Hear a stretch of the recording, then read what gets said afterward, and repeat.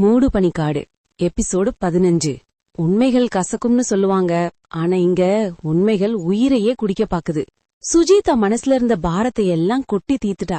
அக்கா சூதாட்டத்துக்கு அடிமையாகி நிக்கிறா. அந்த சபரியும் அவன் அம்மாவும் சேர்ந்து எங்கள வலைக்குள்ள சிக்க வச்சிருக்காங்க. அக்கா கிட்ட சொன்னா என்ன அவ பைத்தியம்னு நினைக்கிறா. இப்போ அவ கர்ப்பமா வேற இருக்கா. எனக்கு தலையே வெடிச்சிடும் போல இருக்கு அப்படின்னு கதறி அழுதா சுஜி. சுஜியோட கண்ல இருந்த அந்த வலியையும் வேதனையையும் பார்த்த வருணுக்கு இதயமே ஒரு நிமிஷம் கனத்து போச்சு. ஆனா வருண் நிதானமா பேச ஆரம்பிச்சான். சுஜி, நீ அவங்க இடத்துல இருந்து யோசிச்சு பாரு. உழைக்க தேவையில்லாத வசதி, ராஜகுமாரி வாழ்க்கை, ஒரு சலிப்புலதான் உன் அக்கா சூதாட்டத்துக்கு போயிருப்பாங்க. ஆனா சபரி இப்ப அவங்க கண்ணுக்கு தியாகி. நீ என்ன சொன்னாலும் ஏறாது.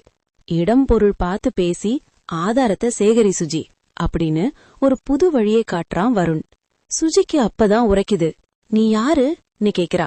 வருண் சிரிச்சுக்கிட்டே சொல்றான், நான் வருண், இங்கேயே பிறந்து வளர்ந்தவன். நீ 12வது பாஸ், நான் பெயில் அப்படின்னு தன்னைத்தானே கலாய்க்கவும் இவ்வளவு நேரமா அழுதுட்டு இருந்த சுஜி முகத்துல ஒரு சின்ன புன்னகை.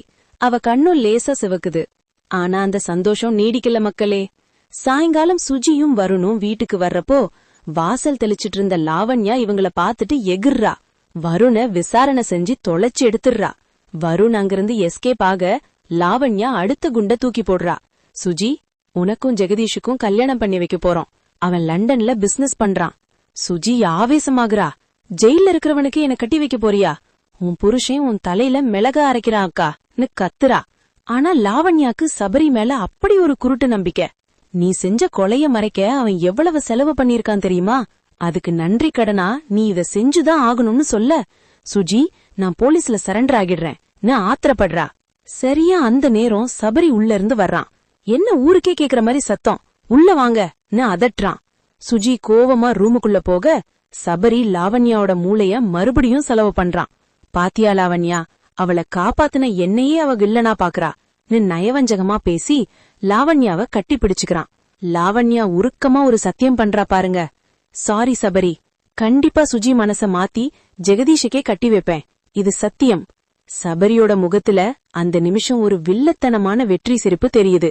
அவன் போட்ட வலை இப்போ ரொம்பவும் டைட் ஆகிருச்சு மக்களே. அந்த சபரியோட வெற்றி சிரிப்புக்கு பின்னாடி இருக்கிற அடுத்த கொடூரமான திட்டம் என்ன? அடுத்த எபிசோட்ல பாப்போம்.